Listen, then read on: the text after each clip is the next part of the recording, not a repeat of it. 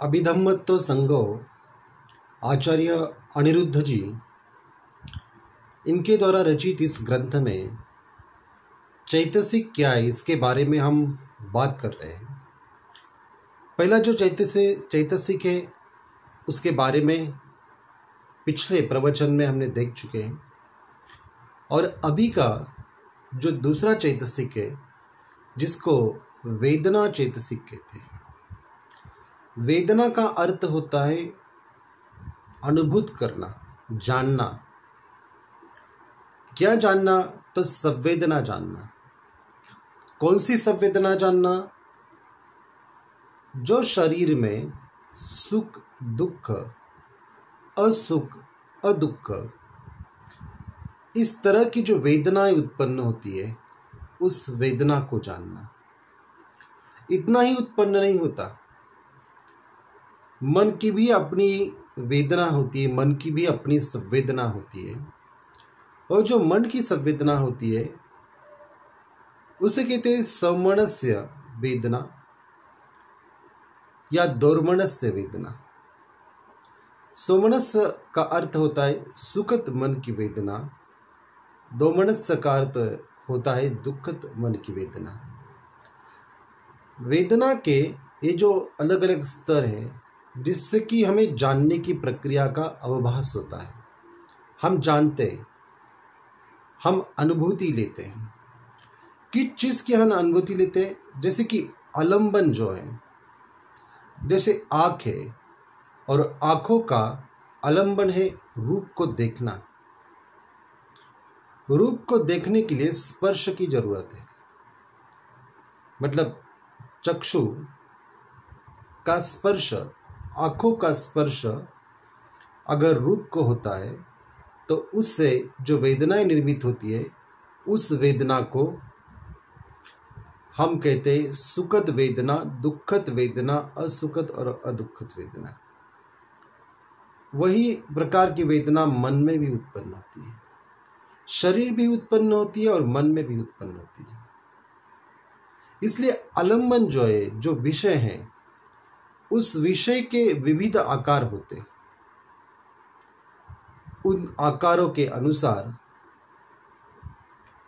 जानने की जो क्रिया होती है वो वेदना के अनुसार होती है। इसलिए वेदना एक ऐसे प्रकार का चैतसिक है जिससे कोई भी चीज की अनुभूति, अनुभव ये वेदना के माध्यम से हमें होता है। हमारे शरीर में होता है, हमारे मन में होता है।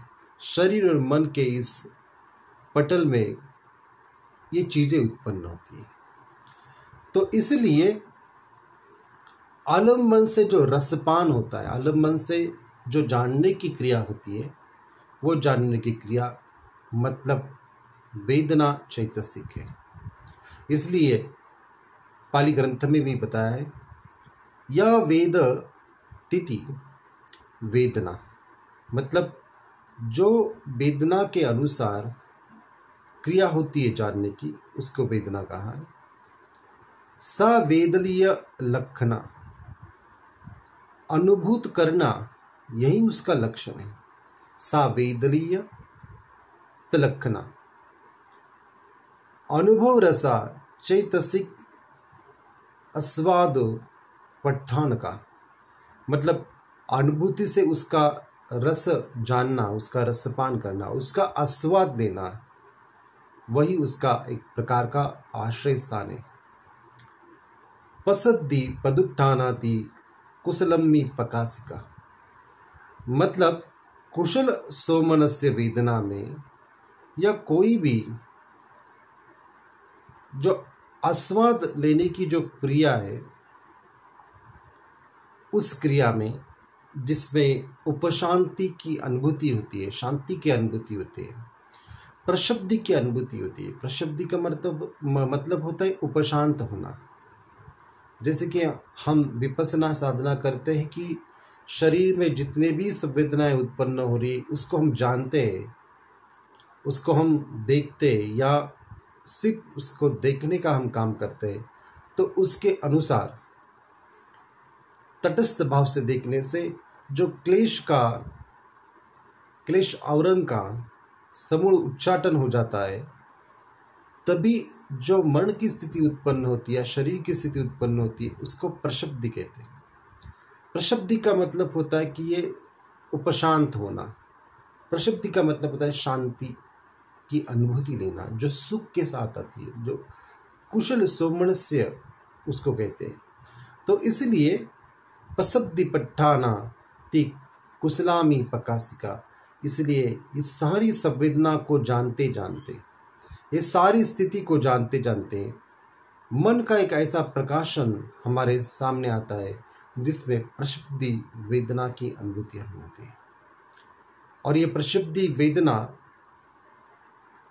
जो रूप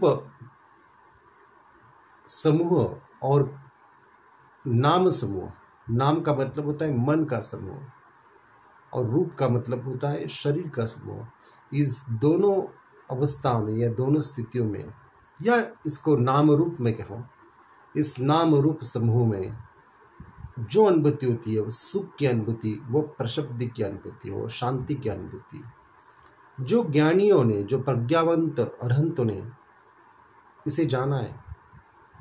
तो इसलिए वेदना एक ऐसा चैतसिक है जिससे हम आलम्बन को जानते हैं। आलम्बन को जानते ही हमारे मन या शरीर में उत्पन्न होने वाली जितनी भी वेदनाएं हैं, उस वेदना की स्थिति को अनुभूत करते, उसका रसपान करते, मतलब सुखद वेदना उत्पन्न हो गई तो उसको हम अगर लोभ भाव से उसको भोगते या अलोभ भाव से उसको भोगते, तभी मन के जो संस्कार जो है तो बनते जाते हैं। या असुखद और अदुखद वेदना से हम उसको जानते, तभी भी मन के संस्कार मोह के रूप में हमारे मन में पढ़ते जाते और बढ़ते जाते। लेकिन तटस्थ भाव से हम उसको देखेंगे, जानेंगे, अनुभूत करेंगे, तभी उसके नए संस्कार नहीं बनते। इसलिए वेदना अत्यंत महत्वपूर्ण चैतसिक, जो कि धम्म के मार्ग में अग्रसर होते समय इसको काफ़ी गहराई से जितने हम जानेंगे, उतना हम विपස්සना की सारी प्रक्रिया को भी जान सकते हैं और समस्त विश्व की सारी प्रक्रिया को भी जानते हैं। यह समस्त विश्व जो है, यह समस्त विश्व जिसमें जो कुछ उत्पन्न हो रहा है वो नष्ट हो रहा है, वो उत्पन्न और नष्ट होते समय उसका इष्ट आकार, अनिष्ट आकार और मध्यमा आकार, इसके अनुसार मन में उसका प्रभाव पड़ता है। तो मन और शरीर के इस काया या मन, काया मन नाम रूप, इसको हम जितना जानेंगे उतनी हमें शांति की अनुभूति मिलती है और उतनी शांति हर चीज़ में हमें दिखाई पड़ती है। इसलिए इस चैतसिक को और इसकी अवस्था को, ये अनुभूति की क्रिया को जानना ही वेदना चैतसिक है।